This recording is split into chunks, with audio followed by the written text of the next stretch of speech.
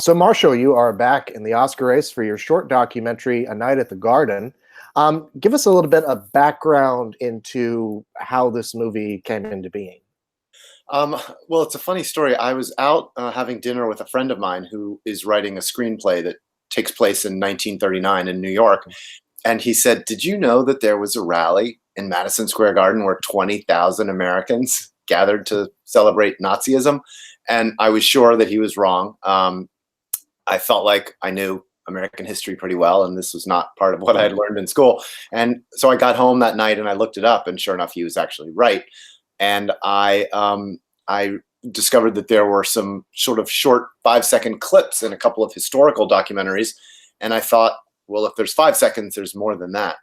And so I got an archival researcher who's a friend to Rich Remsburg to start looking around, and he found some of it in the National Archive and some in UCLA's archive and Grinberg archive, and just kind of nobody had ever gathered all of this footage together, and all these different archives had different pieces of footage from that night. Some had audio with no film, some had film.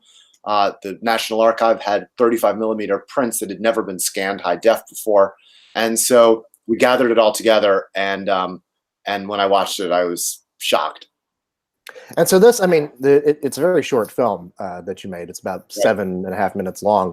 This interview will probably end up being longer than the movie. But did that represent the entirety of the footage that you found, or was there Oh no, more of no. it?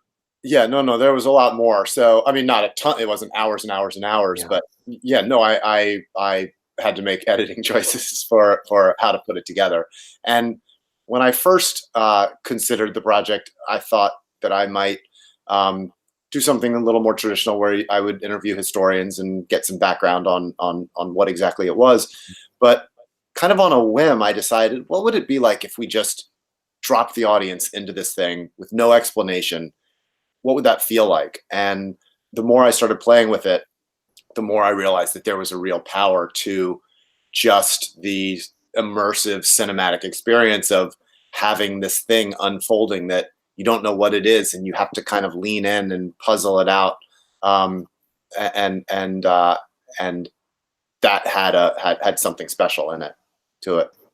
Have you thought about perhaps, since you have this footage, playing around with it a little bit more, and maybe doing something else with it, and to provide some of that historical context in a more traditional sense? I mean, I have thought about it, and I would love for that to be made. I've got a bunch of other projects at the same time that I'm also wrestling with, but what I really hope is that by kind of sharing this story, it will become part of America's common knowledge about ourselves, and that people will take the footage as well and use it in other ways to continue shedding light on it on that time of our history. It is a very surprising thing to find out. I mean, it even, as it took you by surprise, it took me by surprise as well. Yeah. I initially thought that it was set in Germany. I had to remind myself that it was indeed Madison Square Garden. Right. Um, In a super progressive city. I mean, it's not even. Yeah. yeah. Why did you think that this was appropriate for today? I mean, did you think that it had something to say about the times we're living in now? I did. I mean, what struck me when I saw it was partly just the surprise of the fact that this could have existed, but also I was struck by how familiar it felt. You see a guy take the stage and begin attacking the press for lying about him, and then he says, we have to take America back from the minority group that's destroying it. And a protester runs out on stage and they beat him up while the crowd just sort of laughs and cheers. And it felt like it could be certain rallies that are common today. And when I first saw the footage, I almost thought of it as a metaphor for Trumpism, but as I was editing it, Charlottesville, the murder in Charlottesville happened, and the sort of riots, I guess, in Charlottesville happened, and I realized that it wasn't just a metaphor. Actually, we were talking about real Nazis at this time, and so the rise of anti-Semitism, the rise of anti-immigrant, racist hate attacks that we've been seeing, that comes from somewhere, and it's triggered by certain types of leaders, and so I felt like this story explored that a little bit. Yeah, I mean, we like to think that things are different now, but in a lot of ways, we haven't progressed that much. If we're still talking about Nazism being alive and well today, Yeah. as it was back then. Well, and the Washington Post had a story not long ago about the fact that Donald Trump's father, Fred Trump, was actually arrested at a white supremacy riot in New York City just a few years before this happened. So, I mean, the group that organized this rally was dissolved when World War II finally started, and but the ideology and the people who shared that ideology didn't go away. They're still among us. Right. You mentioned some of the editorial choices you had to make. Was there something in particular that you wanted to leave in that didn't necessarily fit within the overall film that you were making? That something you wish you could have included? Or... Yeah, I mean, there are always anytime that you're editing, it's the classic. You have to kill your darlings for the overall. So there were shots that I thought were interesting. Different angles were interesting, and certain parts of the guys who's speaking, Fritz Kuhn, certain parts of his speech were interesting. And actually, on our website, anightatthegarden.com, we have links to the transcripts of the full speech and audio clips where people can hear more.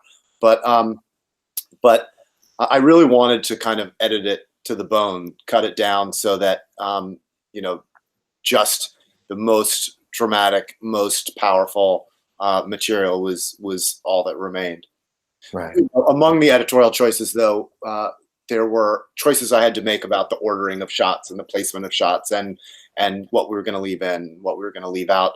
But I also did a couple of things where I tried to highlight things that I thought were particularly powerful. There's a shot in there where they're beating up the protester, and you can see a little boy in the crowd who kind of rubs his hands together and he does a little dance. It's kind of like an excited, giddy little dance.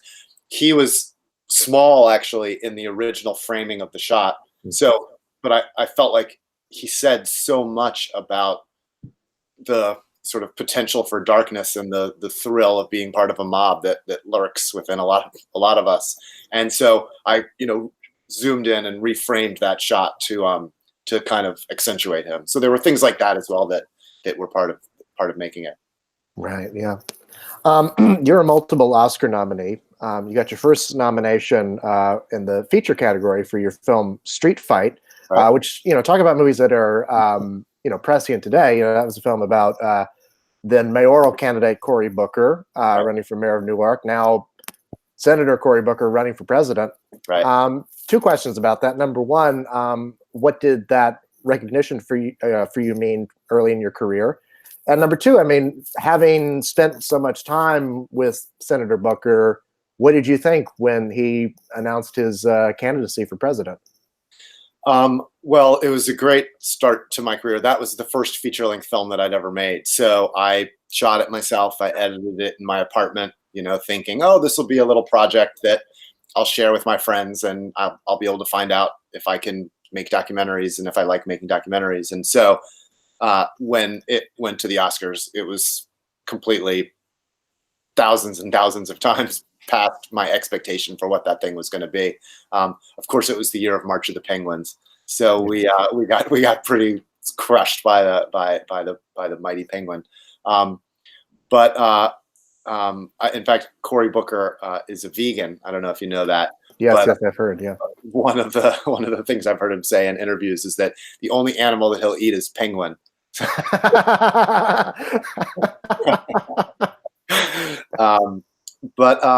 So yeah, I mean, I have stayed in touch with him in the years since that film came out, and we're not pals. I don't call him. We don't go to dinner or anything. But over the years, I've actually filmed him with the idea that I might track his campaign, the sort of arc of his political career.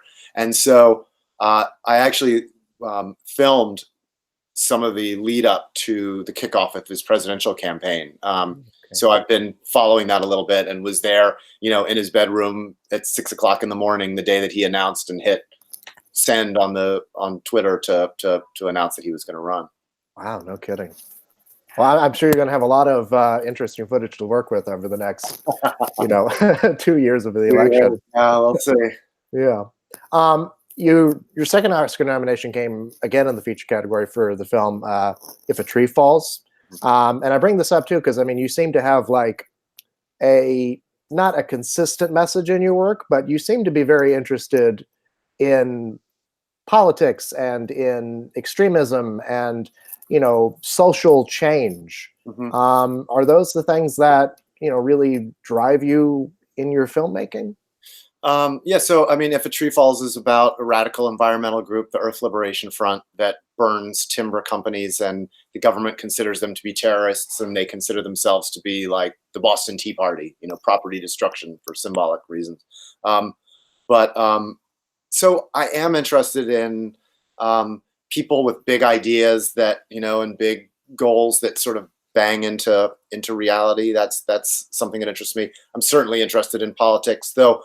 The film that I made after Street Fight was about two boys and a girl who are 11, 12, and 13 who want to become NASCAR drivers when they grow up. So that was Racing Dreams, which won the best doc at Tribeca when it premiered, and so it has nothing explicitly political. It's really about adolescence and figuring out your life, and so yeah, I executive produced, did some editing work on a documentary about the band The National, called Mistaken for Stranger. So my interests are all over the place, but I guess there are certain bones that you return to keep gnawing on, and politics is one of them for me. Yeah.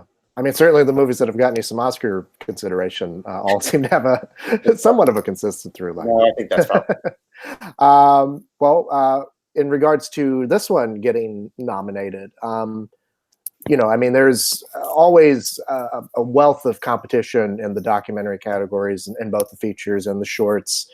So, I mean, what does it mean for you to once again be competing against these films? Yeah, I mean, it's funny. We had a screening 2 nights ago with all of the shorts and all of the filmmakers, and all those movies are terrific, and all those filmmakers are really sweet, creative people. So I don't think we think of it as competing in the same way that maybe the fiction world maybe is a little more cutthroat. But Right. I think we all sort of appreciate that nobody made any of these short documentaries for financial reasons. We all just made them because we love documentaries, and but it's great to be nominated.